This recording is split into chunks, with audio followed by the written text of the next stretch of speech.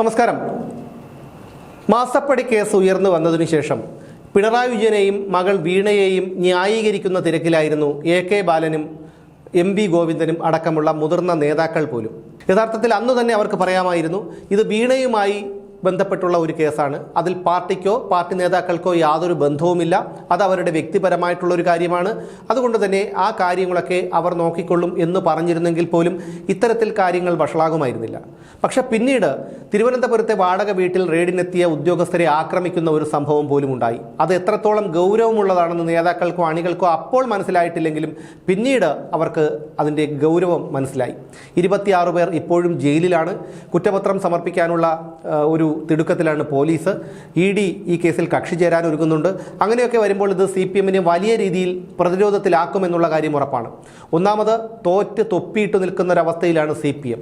അണികൾക്ക് മുന്നിൽ പോലും ന്യായീകരിക്കാൻ കഴിയാത്ത, മുമ്പെങ്ങുമില്ലാത്ത പ്രതിസന്ധികൾ CPM തരണം ചെയ്തുകൊണ്ടിരിക്കുന്നു എന്ന് മാത്രമല്ല, പാർട്ടിയിലെ മുതിർന്ന നേതാക്കൾ പോലും പാർട്ടി വിട്ട് പുറത്തുപോയി മത്സരിച്ച് ജയിക്കുന്ന ഒരു സാഹചര്യം ഉണ്ടായിരിക്കുന്നു. ഇതൊക്കെ പാർട്ടിക്ക് വലിയ പ്രതിസന്ധി ഉണ്ടാക്കുന്നത് തന്നെയാണ്.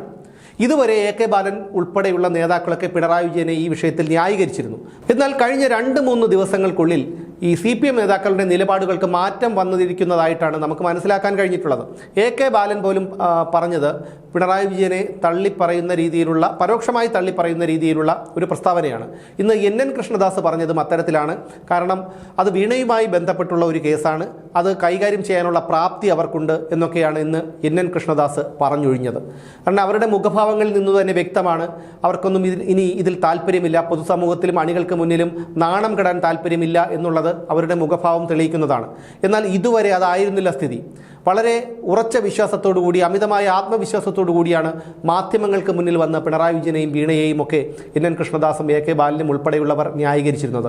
ഇന്ന് രാവിലെ മാധ്യമപ്രവർത്തകർ എ.കെ. ബാലനോട് അഭിപ്രായം ചോദിച്ചപ്പോൾ പോലും അദ്ദേഹം ഒരിടത്ത് നിന്ന് കൃത്യമായിട്ടുള്ള ഒരു വ്യക്തമായ ഒരു അഭിപ്രായം പറയാൻ തയ്യാറായില്ല. അദ്ദേഹം പറയുന്ന അഭിപ്രായങ്ങൾ ഒരുപക്ഷെ പിണറായി വിജയനും വീണയ്ക്കും അനുകൂലമായിട്ടുള്ളതായിരിക്കുമെങ്കിലും അതുപോലും പറയാൻ എ.കെ. ബാലൻ തയ്യാറാകാതെ അദ്ദേഹം മറ്റൊരിടത്തേക്ക് നടന്നു പോവുകയാണ് ചെയ്തത്. ഇതിൽ നിന്നൊക്കെ മനസ്സിലാക്കാൻ കഴിയുന്നത്, പാർട്ടി ഇത്രയേറെ തകർന്നു തരിപ്പണമായി നിൽക്കുമ്പോൾ ആ പാർട്ടിയെ അതിൽ നിന്നൊന്ന് ഉയർത്തിക്കൊണ്ട് വരാൻ ശ്രമിക്കാതെ അനാവശ്യമായിട്ടുള്ള ഒരു കാര്യവുമായി ബന്ധപ്പെട്ട് അതിൽ ഇടപെട്ട് കുറേ പ്രവർത്തകരെ ജയിലിലാക്കി, പ്രവർത്തകർക്കിടയിൽ തന്നെ ഭിന്നതയുണ്ടാക്കി ഇപ്പോഴും പിണറായി വിജയനും മകൾക്കും വേണ്ടി വാദിക്കുന്നത് എന്തിനാണ് എന്നുള്ളൊരു ചോദ്യം അവരുടെയൊക്കെ മുന്നിലുണ്ട്. അതുകൊണ്ടാണ് അവരൊന്നും ഇത്തരത്തിൽ പിണറായി വിജയനെ ന്യായീകരിക്കാനായി ഇപ്പോൾ മുതിരാത്തത്. ഇനി എം.വി. ഗോവിന്ദൻ്റെ കാര്യം നമുക്കറിയാം. എം.വി. ഗോവിന്ദന് പിണറായി വിജയനെ ഒരിക്കലും തള്ളിപ്പറയാൻ കഴിയില്ല. അതുകൊണ്ട് തന്നെ എന്ത് നാണം കെട്ടും പിണറായി വിജയനെയും മകളെയും ന്യായീകരിക്കുന്ന ഒരു നിലപാടായിരിക്കും എം.വി. ഗോവിന്ദൻ സ്വീകരിക്കുന്നത്. കണ്ണൂരിൽ പോലും പാർട്ടി തകർന്നതിൻ്റെ പ്രധാന കാരണക്കാരിൽ ഒരാൾ എം.വി. ഗോവിന്ദനാണ്. പിണറായി വിജയന് 2ാം സ്ഥാനം മാത്രമേ ഉള്ളൂ. തളിപ്പറമ്പിൽ അദ്ദേഹത്തിൻ്റെ ഭാര്യ P.K. ശ്യാമളയെ മത്സരിപ്പിക്കുന്നതിന് വാശി പിടിച്ചതിൻ്റെ പേരിലാണ് T.K. ഗോവിന്ദന് പാർട്ടിയിൽ നിന്ന് പുറത്തിറങ്ങിപ്പോയി വിമതനായി മത്സരിച്ചു ജയിക്കേണ്ടി വന്നത്. ഇതൊക്കെ പാർട്ടിക്ക് വലിയ രീതിയിലുള്ള അവമതി ഉണ്ടാക്കിയിരുന്നു.